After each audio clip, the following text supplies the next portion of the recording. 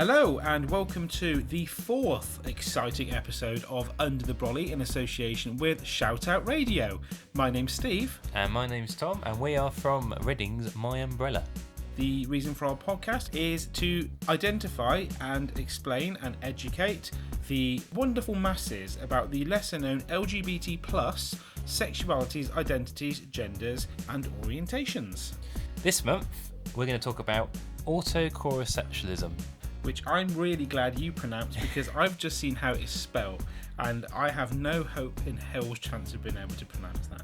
So I imagine probably a lot of people have heard of lesbian, bi, trans, gay, all these different terms, but this one is one of the more obscure ones that we've got in our little oracle of LGBT terms and identities, which is our MyUmbrella Guide to LGBT+.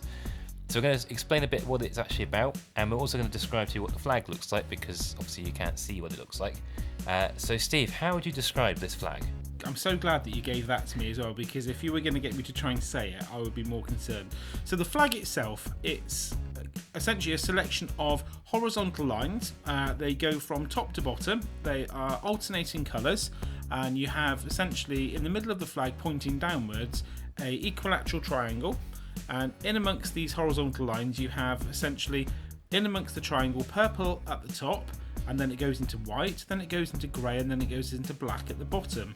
Now in contrast to the triangle, the remaining part of the flag on the outside goes from the top black, then into grey, then into white, and then into purple, so essentially the opposite to what the triangle is showing. So for those of you that do spot this particular flag out and about, hopefully my very, very ambiguous description of it will help you to identify it better.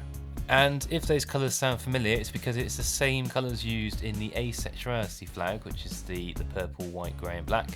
And the reason for that is because if you are autochorissexual, it is actually part of the asexual umbrella. So if you're an asexual person, you don't have any sexual desire or attraction to anyone else, although you may have romantic attraction or aesthetic attraction to other people.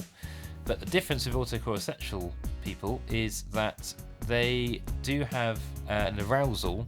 However, that is not linked to the desire to act upon that arousal or the desire to enact it with anyone else. So in our little book, would you like to read out what our description is? I think I will, yeah, because I'll be honest, I struggle to keep up with that. So the description that we have got for Autochorissexualism. See, I'm getting out and not saying this. Is some asexual people can be aroused by or masturbate to sexual situations or material without experiencing attraction to those involved in the situation and without a desire to be personally involved in the situation. So essentially, think of it, if you will, as arousal at a distance. Exactly, and the reason for the strange name is because autochoriss translates to identityless. So it's essentially a sexuality that doesn't have a kind of tangible goal. So it's almost like sexual feelings towards something which either doesn't exist or it may exist as a fiction. So you might imagine a sexual situation or have some sort of fantasy, but it's not something that you wish to enact or desire to experience.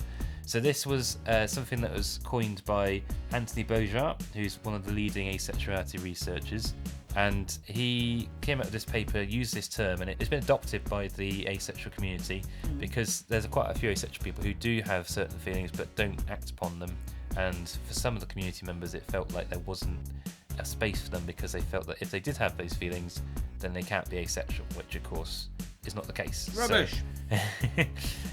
So some of the things that autochorissexuals may experience is that they may get aroused by sexual content but not actually want to engage in any sexual activities. They may also masturbate but are neutral or repulsed by the idea of having sex with another person.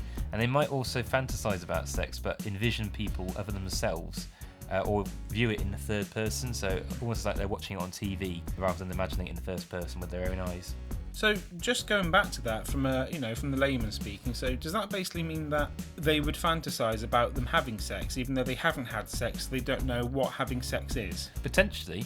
I mean, I think the key thing is that it doesn't actually get experienced firsthand. So if you feel a sexual desire or attraction, it's almost directionless. It kind of just feels like it's being used as a process, I guess. So they might enjoy masturbating, or they might be aroused, but they wouldn't actually want to act upon it. So I think it's interesting to have this idea that there is almost like a fictional detachment. So like the idea that you're maybe not yourself in that role, you're identityless, so maybe you're taking on other roles. So it's a bit more of a unusual one for us to cover, because it is such a new orientation. I mean, the flag's only recently been proposed, so it's not something that's been put out there that much.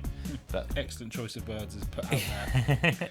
So we thought we might spread the word a little bit. So if you are autochorissexual, or maybe you've just realised that you might be, we'd love to hear from you and maybe get a bit more about your experiences with that identity, and any other identities as well. Yeah, and of course, as we always said in our previous episodes as well, if you do also want to follow exactly what we're going through over the next couple of weeks, months, years, however long we put up with this with our podcast, I'd like to think it's going to be a long time, then you can actually go onto the MyUmbrella website, which is www.myumbrella.org.uk, and you can navigate to the section that says shop, where you can actually purchase, for a donation, one of our guide to LGBT+.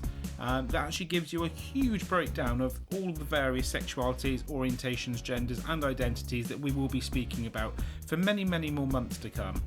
At the same time, you can also keep in touch with us by either going onto our website and clicking contact. You can also find us on Facebook, just search for MyUmbrella. We have also got our Twitter feed as well, so by all means search for MyUmbrella on Twitter. Do feel free to use our handle, which is @MyUmbrellaUK, and it will be great to essentially receive more contact from all of you out there listening to our podcast. Apologies for the cat who's just decided to get involved with the microphone.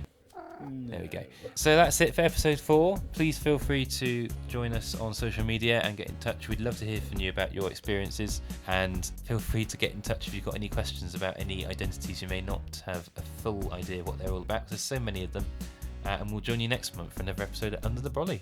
So we'll see you soon. Bye. Bye.